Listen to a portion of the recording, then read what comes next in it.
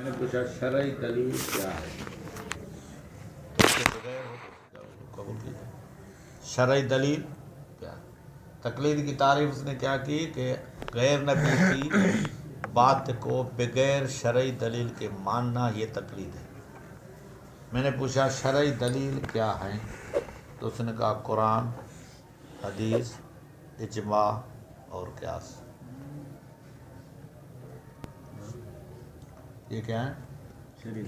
قرآن، حدیث، اجماع اور قیاس. میں نے کہا یہ شرعی دلیل ہے نا، یعنی جو غیر نبی کی بات اس طرح مانے جو یہاں اجماع ہو یا قیاس ہو تو یہ شرعی دلیل ہے نا. تو ہم تو یہی بات کرتے ہیں، ہم قیاس کی پیروی کرتے ہیں. تم کہتے مقلد ہو، اب کہتے ہو یہ تقلید نہیں ہے، قیاس شرعی دلیل ہے.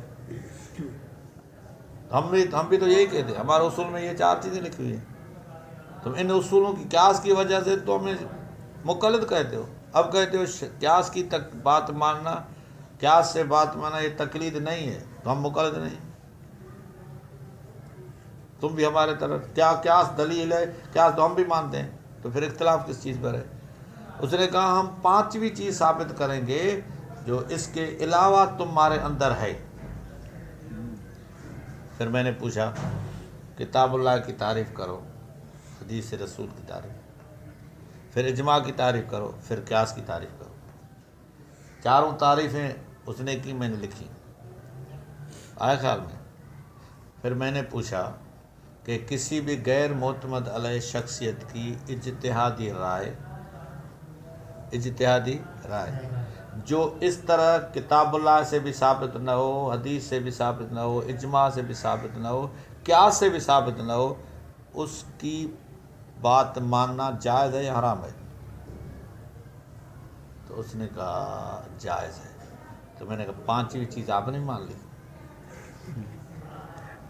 بھائی کیا تو ثابت کرے گا تقلید؟ 5ویں چیز تو خود مان رہا ہے. ہاں بات سمجھ میں آئی؟ جی. یہ کیوں کہا کہ جو محدثین حضرات روایت کے بارے میں کسی راوی کے متعلق سکہ یا ضعیف کہتے ہیں، وہ ان 4 چیزوں سے باہر ہے. اگر وہ انکار کرتا تو راویت کے بارے میں کوئی فیصلہ نہ ہو سکتا. اس لیے انہوں نے اقرار کیا کہ 5ویں بات بھی مان لی، پھر ہماری تقلید کیا ہے؟ آیا خیال میں؟ آخر تک اس نے تقلید کی بات کو واضح نہیں کیا. تو سب سے پہلے تقلید کی تعریف ضروری ہے، اس پر اتفاق ہو کہ یہ تقلید ہے، اور جو ہمارے ہاں جائز ہے اور ان کے یہاں حرام ہے وہ تقلید ہے کیا. پہلے اس کا متعین ہونا ضروری ہے. تقلید نہیں، تقلید ہے کیا. جو دونوں کے درمیان ایک چیز ہے جس کو وہ ناجائز اور ہم جائز کہتے ہیں، وہ ایک چیز ہو نا. بات سمجھ میں آئی؟ ہاں. اس لیے غیر مقلد سے تقلید کی تعریف تحریر کرائی جائے تاکہ معلوم ہو کہ غیر مقلد کے نزدیک تقلید کیا ہے، جس کو وہ حرام اور شرک کہتے ہیں وہ ہے کیا. یہ بات مشاہدے میں آئی ہے کہ اپنے آپ کو محقق سمجھنے والے اس دور 2014 کے غیر مقلد قرآن اور حدیث کے علاوہ اجماع اور قیاس کو بھی شرعی دلیل کہتے ہیں، اور اجتہاد اور قیاس کے ذریعے سے مجتہدین کے استنباط کیے ہوئے مسائل کو ماننا جائز کہتے ہیں. لیکن اس طرح کے ماننے کے بجائے تقلید کے اتباع کا نام دیتے تقلید کو اتباع کا نام دیتے ہیں. اس لیے ضروری ہے کہ وہ خود اس تقلید کو واضح کرے جس کو وہ شرک یا حرام کہتے ہیں. بات سمجھ میں آئی؟ فاتح خلف الامام. غیر مقلد محقق بتائے کہ جو شخص امام کے پیچھے حقیقتاً امام کے پیچھے یعنی زبان سے سورت فاتح نہیں پڑھتا تو کیا اس کی نماز قطعاً نہیں ہوگی؟ یہ لکھے گا. اور اس پر ایسی نماز کا لوٹانا لازمی ہوگا، اور اگر نماز نہ لوٹائے تو بے نمازی یعنی تارک الصلاۃ سمجھا جائے گا. بات سمجھ میں آئی؟ اور اس قسم کا تارک الصلاۃ تمہارے نزدیک کافر ہے یا مسلمان؟ بات واضح ہو؟ ہمارے ہاں ہر نمازی کو ہر سجدہ و رکوع والی نماز کی ہر رکعت میں سورت فاتحہ حقیقتاً یا حکماً پڑھنا واجب ہے. سنا ہے کبھی؟ حقیقتاً یا حکمن؟ حقیقتاً یا حکمن؟ پڑھنا واجب، کبھی نہیں سنا ہوگا اس طرح۔ حقیقتاً یا حکمن پڑھنا حقیقتاً کا مطلب یہ کہ زبان سے پڑھے، اور حکمن کا مطلب ہے کہ پڑھنے والا صرف امام ہو اور مقتدی اس کی موافقت کی نیت سے اس کے ساتھ ہو، تو مقتدی کا یہ حکمن پڑھنا ہوگا، اور موافقت کا طریقہ یہ ہے کہ امام کا پڑھنا سنے تو آخر میں آمین کہے، اگر نہیں سن سکتا تو اس کی موافقتی نیت ہی کافی ہے۔ یہ حکمن یہ بھی پڑھتا ہے، حکمن یہ بھی پڑھتا ہے۔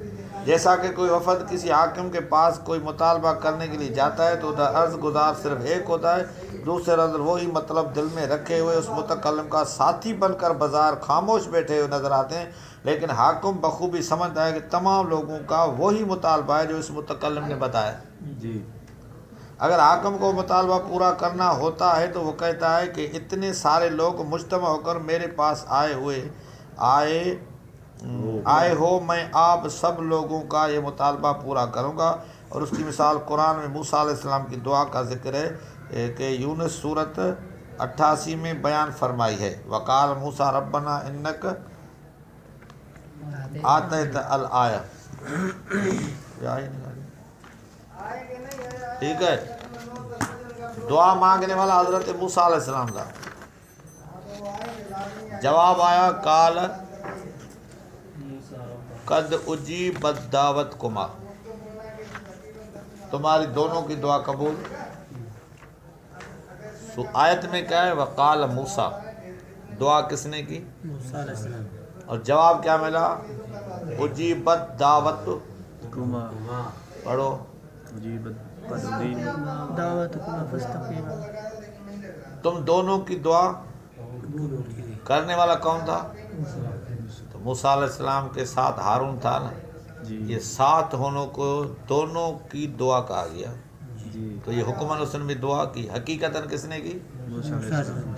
تو اللہ تعالیٰ نے حکمن اس کو بھی دعا مانگنے والا کہا، وہی الفاظ کہنے والا کہا جو ساتھ تھا، یہ قرآن میں تو معلوم ہوا کہ اس طرح ساتھ ہونے والا بھی حکمن وہی بات کہتا ہے، تو یہ حکمن گویا کہ ہمارے مقتدی پڑھتے ہیں بات، ٹھیک ہے۔